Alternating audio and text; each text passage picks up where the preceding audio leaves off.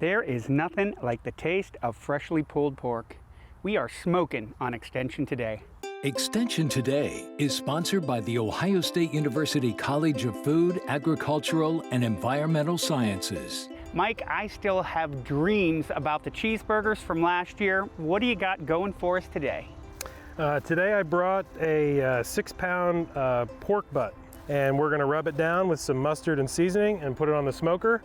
And 10 hours from now, we'll enjoy some pulled pork. And our first step, since we have everything laid out here, is we're gonna go ahead and make our rub. It's called a 4-3-2-1 rub.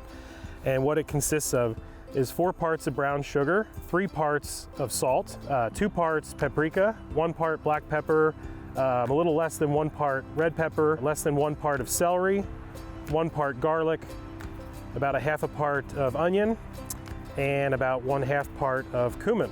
So we're gonna combine all these. I'll just talk about this pork shoulder. So when I buy these, I like to buy them bone in. And the reason for that is when meat's attached to bone and you cook it, it shrinks less. And if it shrinks less, it usually holds on to more of its own inherent juice. The other thing I like about this shoulder is it's got a nice fat cap. So this is the fat side, and we have a nice good 1/4 inch covering of fat.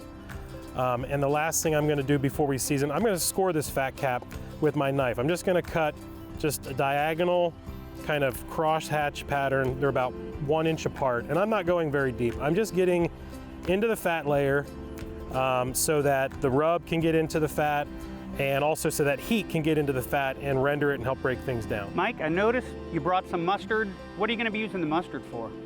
Yeah, so the mustard is gonna act as a binder for our rub to help it stick to the pork shoulder. Just gonna go ahead and rub this in nice and even. And all I'm gonna do is get a nice handful, and then just up high, I'm gonna let it just kind of sprinkle down. I'm not gonna rub the rub because that'll scrape it off. I'm just gonna pat the rub and push it into all those little nooks and crannies and all those little score marks I made with my knife. And the rub's on nice and even, so now we're ready to put it on the grill. Tim, why don't you go ahead and bring the shoulder over here. And we've got plenty of smoke, so we're gonna lift our lid. Woo-wee. And again, we have our fire over there, so we're gonna cook over here. So set it just right in the center of that water pan.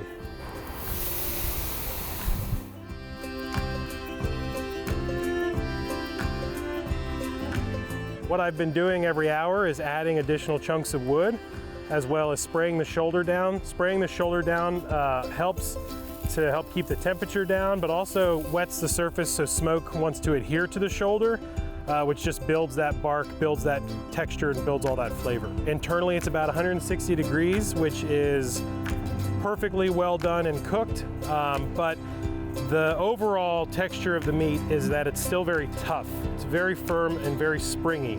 That's because as meat cooks, it tightens and stiffens up. And what we need to do is we need to now tenderize the meat. And that brings us to our next step. So I'm gonna give it a good heavy spray just to put some moisture on it. And we're gonna take it off the smoker for a moment and very quickly transfer it to a piece of aluminum foil, because what we're gonna do is wrap it in the foil and continue to cook it. We're gonna cook this till it actually hits an internal temperature of at least 200 degrees. When we hit 200 degrees, the collagen will liquefy and the meat will become tender. So Tim, we let this shoulder hit 200 degrees on the smoker. We took it off. We let it sit for about 2 hours to cool down in temperature. Would you like to try it? I can't wait. It's been the longest 2 hours of my life. Thank you, sir. I appreciate you. All right. What do you think? It is absolutely dynamite. If you would like to get Mike's rub recipe, as well as tips and tricks on how you can smoke at home, head to go.osu.edu/Extension Today. Extension Today is sponsored by the Ohio State University College of Food, Agricultural, and Environmental Sciences.